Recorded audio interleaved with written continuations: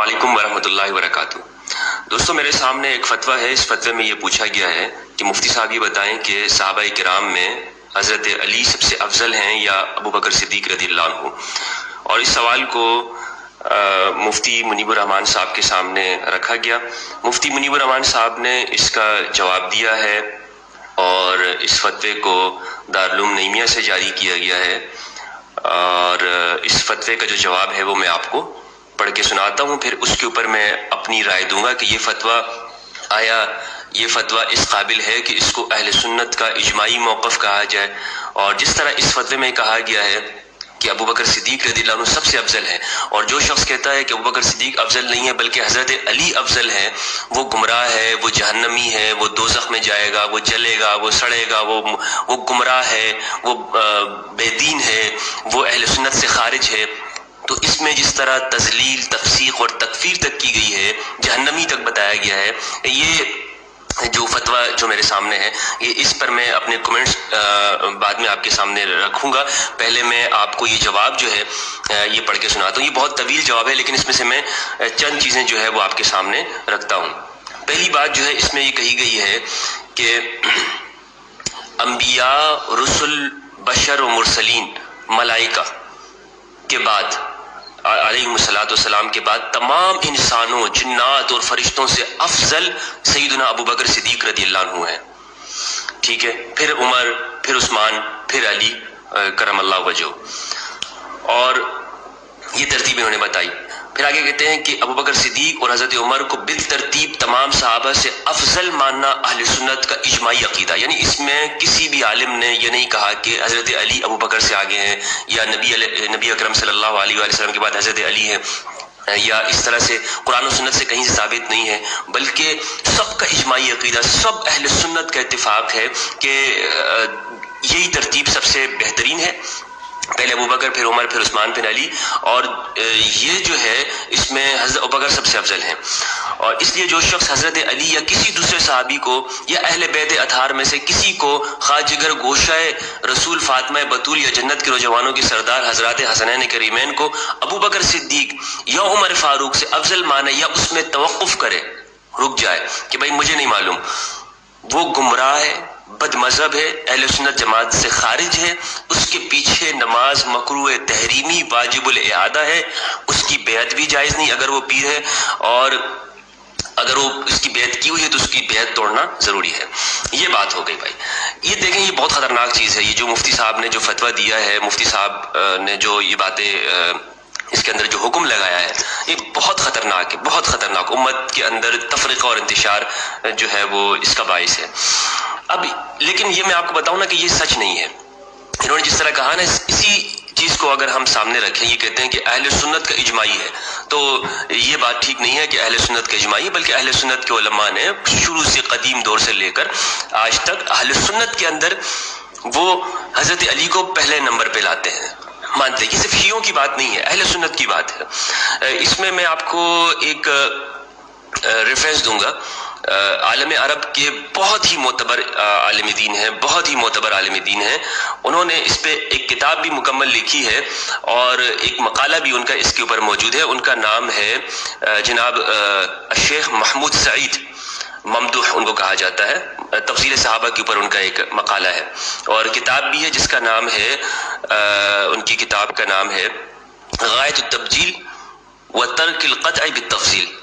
के ये जो इस बात की कतईयत के साथ कहना कि फजीलत के अंदर कोई भी एक फजीलत के अंदर सबसे आगे है या अबू बकर सिद्दीक रज़ियल्लाहु अन्हु सबसे पहले हैं, इस पे कतईयत के साथ कहना ये दुरुस्त नहीं है। ये इस किताब का उन्वान है, आप इस किताब को पढ़ सकते हैं। तो मकाला भी डॉक्टर महमूद ममदूह सईद का, वो मकाला मैं आपको वो पढ़ के सुनाता हूँ इसके ऊपर जो मौजूद है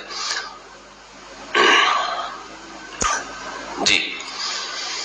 वो कहते हैं कि पहली बात तो ये है, अव्वलन हाज़िहिल मसअला लैसत मिन मसाइल अक़ाइद इंद अहले सुन्नत वल जमाआ।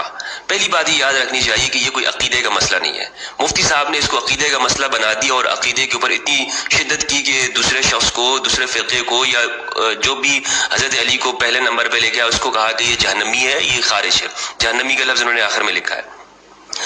یہ کہتے ہیں کہ یہ عقیدے کا مسئلہ نہیں ہے. اچھا کیا مسئلہ ہے یہ؟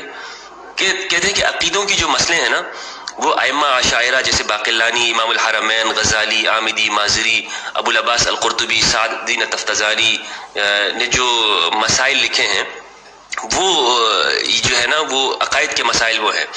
یہ فروعی مسئلہ ہے، فروعی، کہ اس کے اندر جو ہے وہ یعنی تفصیل کی جا سکتی ہے. حضرت علی کو آگے کیا جا سکتا ہے یا کسی بھی صحابی کو. وہ مثال دیتے ہیں کہ خود صحابہ کے اندر جو ہے یہ مسئلہ مختلف ہی رہا، یعنی صحابہ کے اندر بھی اس میں اختلاف تھا. کوئی صحابہ کا بھی اتفاق نہیں تھا کہ جی ابو بکر صدیق سب سے افضل ہے. حضرت ابو بکر صدیق کو فضیلت دینے والے وہ حضرت عمر رضی اللہ عنہ ہیں، لیکن ایسے صحابہ موجود ہیں جیسے حضرت عمار. ٹھیک ہے، حضرت عمار سب سے پہلے اسلام قبول کرنے والے السابقون الاولون میں سے ہیں. حضرت عمار ہو گئے، سلمان، مقداد، ابو ذر، جابر بن عبداللہ، ابن عباس، یہ سہل بن حنیف اور تابعین کی ایک بڑی جماعت یہ کیا کرتی ہے، یہ سیدنا امام علی علیہ السلام کو سب سے افضل مانتی ہے. تو صحابہ کرام کے اندر بھی اس کے اندر یہ اختلاف رہا ہے. تو یہ اختلافی مسئلہ ہے، اجماعی عقیدہ نہیں ہے، جس کو مفتی صاحب نے لکھا ہے کہ اجماعی عقیدہ ہے. ٹھیک ہے. دوسری بات جو ہے وہ کہہ رہے ہیں کہ ہاں تیسری بات یہ ہے کہ کچھ صحابہ ایسے ہیں کہ جنہوں نے یعنی کہ حضرت ابوبکر اور حضرت علی نہیں بلکہ نیچے درجے میں بھی اتر کر ایک دوسرے کو فضیلت دی ہے. کچھ نے جو ہے وہ حضرت فاطمہ سلام اللہ علیہا کو سب صحابہ سے افضل سمجھا ہے. ٹھیک ہے. اسی طرح سے کچھ صحابہ ایسے ہیں جو حضرت عثمان کو فضیلت دیتے ہیں. کچھ ایسے ہیں کہ جو جناب علی امام مہدی کو ابو بکر پہ فضیلت دیتے ہیں. یہاں تک کہ کچھ تابعین نے عمر بن عبدالعزیز رحمہ اللہ کو، جو کہ صحابی بھی نہیں ہیں، ان کو حضرت عمر بن خطاب کے اوپر فضیلت دی ہے. اچھا، تو خلاصہ یہ ہے کہ یہ جو مسئلہ ہے یہ کوئی اجماعی مسئلہ نہیں ہے کہ سب کا اجماع اس کے اوپر ہو، بلکہ یہ کہتے ہیں کہ یہ ایک گروہ کا متفق علیہ مسئلہ ہے. گروہ میں سے اہل سنت میں سے کچھ ایک گروہ ہے، خاص طور پر ابن تیمیہ، ابن کثیر اور یہ چند نام ہیں جنہوں نے اس کو اجماع کے ساتھ بیان کی اور تشیع یعنی شیعوں کی نفرت کے اندر اتر کے اس کو بہت بڑا چڑھا کے اپنے دور کے اندر بیان کیا ہے. ورنہ یہ اس سے ابن تیمیہ کے زمانے سے پہلے یہ اتنا جو ہے وہ ایشو نہیں تھا. انہوں نے اس کو سب سے زیادہ ایشو بنایا ہے. اچھا، کچھ اہل سنت کی ایک جماعت ہے خاص طور پر صوفیہ میں سے جیسے محی الدین ابن عربی، وہ حضرت علی کو سب پہ فضیلت دیتے ہیں. اور امام مالک بن انس رحمہ اللہ سے یہ منقول ہے، وہ کہتے تھے کہ لا افضل علی بدعت رسول اللہ صلی اللہ علیہ وآلہ وسلم احدا، میں جگر گوشہ رسول سیدتنا فاطمہ سلام اللہ علیہا پر کسی کو بھی فضیلت نہیں دیتا ہوں. یہ امام مالک بن انس رحم اللہ جو کہ فقہ مالکیہ کے امام ہیں اور علماء مدینہ میں بڑا نام ہے، یہ کہتے ہیں کہ میں ان پر کسی کو فضیلت نہیں دیتا ہوں. تو مفتی صاحب نے لکھا ہے کہ جو بھی یہ کہے کہ ابو بکر پہ کسی کو بھی فضیلت دے، یہاں تک کہ جگر گوشہ رسول فاطمہ بطول سلام اللہ علیہا کو ہی فضیلت دے، وہ اہل سنت سے خارج ہے، اس کی بیعت توڑ دینی چاہیے. بہت سطحی قسم کا فتویٰ ہے یہ، اور مفتی صاحب سے مجھے قطعی یہ توقع نہیں تھی. مفتی صاحب ایک وسیع مطالعہ کے شخص ہیں، ہمارے اساتذہ میں سے ہیں، لیکن ہو جاتی ہے، انسان سے خطا ہو جاتی ہے، اور یہ بہت خطرناک خطا ہے کہ سب کو ہر اس شخص کو جو فضیلت کے اندر جو ہے وہ کسی کو فضیلت دیتا ہے اس کو مسلک سے خارج کر دینا، یہاں تک کہ اس کو دوزخی اور جہنمی کہہ دینا. کہتے ہیں کہ اے عزیز، جیسے تمام ایمانیات پر یقین اچھا یہاں دیکھتے ہیں، جو لوگ اس موضوع کو لے کر عوام میں تشکیک و تشویش پیدا کر کے بلا وجہ فتنہ و فساد پھیلا رہے ہیں، ان کا یہ عمل سخت ناجائز و حرام موجب عذاب نار ہے۔ یہ لوگ شیطان کے پیرو اور گمراہ ہیں، ان سے میل جول سلام کلام ترک کرنا شرعاً لازم ہے۔ مفتی صاحب کہہ رہے ہیں کہ سلام بھی نہیں کرو ایسے لوگوں پر، دین سے ہی نکال دیا، نفرت کا باعث ہے یہ فتویٰ، بہت سخت فتویٰ ہے یہ۔ اللہ تعالیٰ ہدایت دے ہم لوگوں کو کہ ہم اس طرح کے فتوے دیتے ہیں، اس طرح کا فتویٰ بالکل نہیں دینا چاہیے۔ آخر میں مفتی صاحب کہتے ہیں بشروا ولا تنفروا، خوشخبری تو نفرت نہ پھیلاؤ، پورے نفرت پھیلا کے آگے آخر میں حدیث نقل کر دی۔ کچھ احادیث ایسی ہیں جو کہ اہل سنت کی کتابوں کے اندر ہے، خاص طور پر صحیح بخاری کے اندر، ترمذی کے اندر، سنن نسائی کے اندر، جس میں سیدنا امام علی علیہ السلام کو سب پہ فضیلت دی ہے نبی اکرم صلی اللہ علیہ وآلہ وسلم نے، خاتم النبیین نے۔ جیسے کہ صحیح بخاری کی روایت ہے، حضرت سعد رضی اللہ عنہ سے ہے، فرماتے ہیں کہ نبی اکرم صلی اللہ علیہ وآلہ وسلم نے فرمایا کہ انت منی بمنزلۃ ہارون من موسیٰ، کہ آپ اے علی، آپ میرے لیے ایسے ہیں جیسے کہ موسیٰ کے لیے ہارون تھے۔ اور اسی چیز کو استاد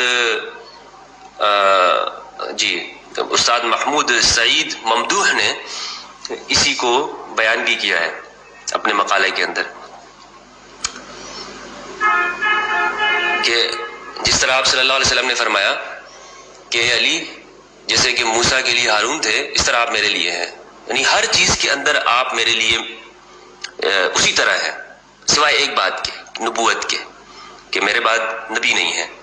اس چیز کو، نبی ہونے کو ہٹا کے باقی ہر چیز کے اندر آپ میرے لیے برابر ہیں، جس طرح کہ موسیٰ کے لیے ہارون تھے، ٹھیک ہے، پہلے نبوت کا سلسلہ جاری تھا، میرے بعد نبوت کا سلسلہ نہیں ہوگا، لیکن میرے جو کمالات ہیں، میری جو فضیلت ہے، وہ سب آپ کے لیے ہے۔ تو یہ تکفیر کرنا اس طرح سے مفتی صاحب کے اس فتوے سے جو ظاہر ہوتی ہے، اس پر پھر کچھ توثیقات و تصدیقات ہیں مفتیان کرام کی۔ تو میرے نزدیک یہ فتویٰ بہت فرقہ وارانہ ہے، بہت زیادہ فرقہ وارانہ فتویٰ ہے، اس کو اہل سنت کا اجماعی عقیدہ کہنا ہرگز درست نہیں ہے۔ اللہ تبارک و تعالی ہم سب کو ہدایت نصیب فرمائے اور امت کے اندر انتشار کا باعث نہ بنائے۔ ہمارے فتووں سے خدا ایسی توفیق نہ دے جس سے لوگوں کے درمیان میں، امت مسلمہ کے درمیان میں تفرقہ اور انتشار پھیلے۔